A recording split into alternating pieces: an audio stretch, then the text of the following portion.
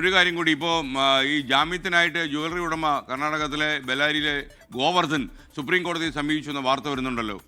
അപ്പോൾ എന്താണ് അതിൻ്റെ കൂടുതൽ വിവരങ്ങൾ?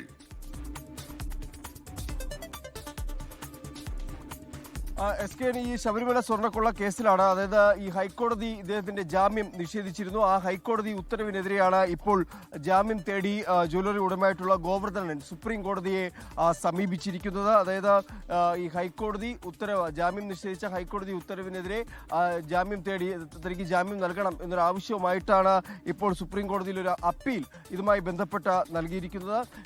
എന്തായാലും ഹൈക്കോടതി നേരത്തെ ഇദ്ദേഹത്തിന്റെ ജാമ്യം തള്ളിയിരുന്നു. ആ ഉത്തരവിനെതിരെയാണ് സുപ്രീം കോടതിയിൽ എത്തിയിരിക്കുന്നത്. ലോകത്തെവിടെയായാലും ഏത് സമയത്തും 24 വാർത്തകളും ഓഗ്മെന്റഡ് റിയാലിറ്റി പാക്കേജുകളും എക്സ്പ്ലെയിനറുകളും വിശദമായി കാണാൻ ഞങ്ങളുടെ യൂട്യൂബ് ചാനൽ നിങ്ങൾക്ക് സബ്സ്ക്രൈബ് ചെയ്യാം.